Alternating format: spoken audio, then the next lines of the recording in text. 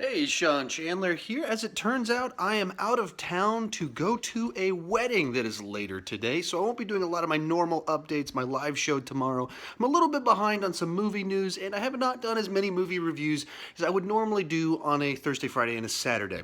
Because, like I said, I am at this wedding, and I'm in this room where my son is attempting to steal all the pillows to build a fort downstairs.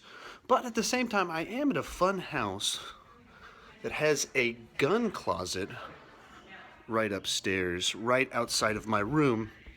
And so, if ever our home is invaded by zombies, I can defend my family for a change, which is pretty exciting. With all that said, I want to give you a couple quick updates, some stuff going on this week, last week, and some thoughts on some of the movie news since I wasn't able to do my normal videos. So, first up, like I said, no live show tomorrow.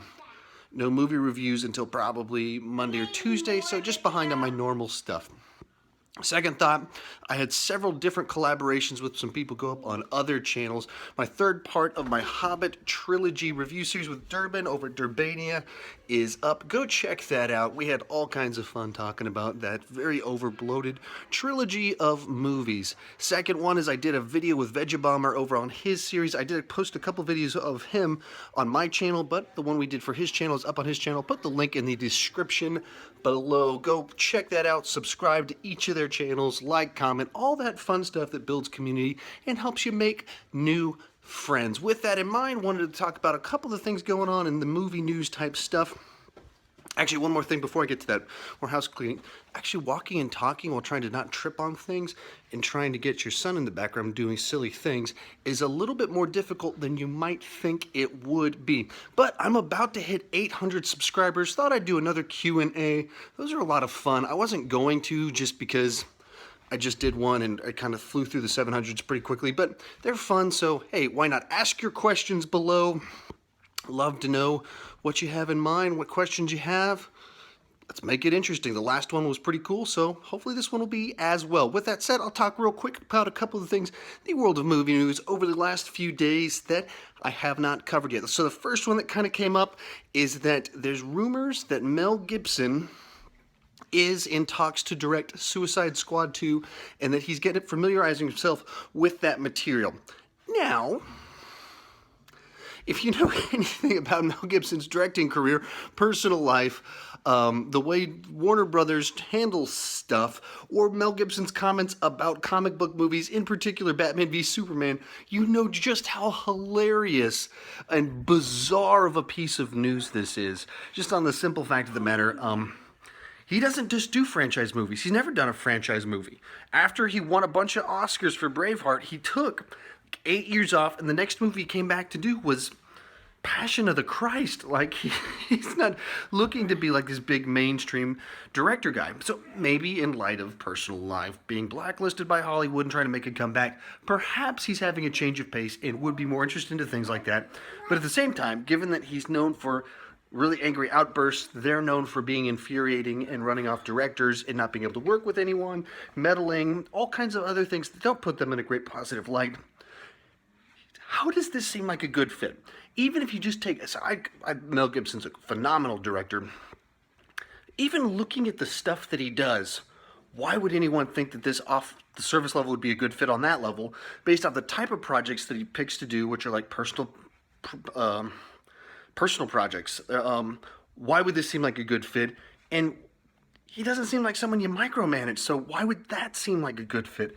All around weird stuff. I can't imagine this working out. Maybe it will, maybe I'm wrong. Seems really odd to me. Let's spin into circles for this next one. Next piece of information that just popped yesterday is that the negotiations between Matt Reeves and the WB for him directing the Batman appear to have fallen through, according to the Hollywood Reporter. It's not, without question, totally out. It's just not looking good right now. I should probably stop doing this because otherwise I might crash into the gun shelf right there and get blood in my head, and I'd pass out from seeing blood because I can see myself in the camera right now. But so anyway, it doesn't even seem like much of news to me because it was only kind of been rumor mill speculation. Little word got out that he was in talks, and so then that's why news stories like this channel you're watching right here, right now, talked about it. fell through. Not surprising. That's kind of what happens with the WB. They don't handle things very well. Everything leaks out, goes public, and so we talk about it. And so I just don't understand what's going on over there at the WB. If it falls through, I thought he was a great pick, so that would be very disappointing. But on the same hand, it always seemed like it was going to fall through because they've mishandled everything else. Everything else has fallen through. Why wouldn't this fall through? Even if they did pick him, they screw everything up by meddling. So why wouldn't they screw this one up?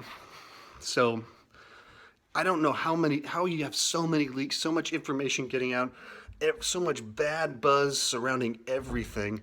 And at the same time, they're talking about, Mel Gibson directing Suicide Squad 2. They're talking about potential directors for other Shazam. And they're talking about so much stuff as opposed to getting just single things right.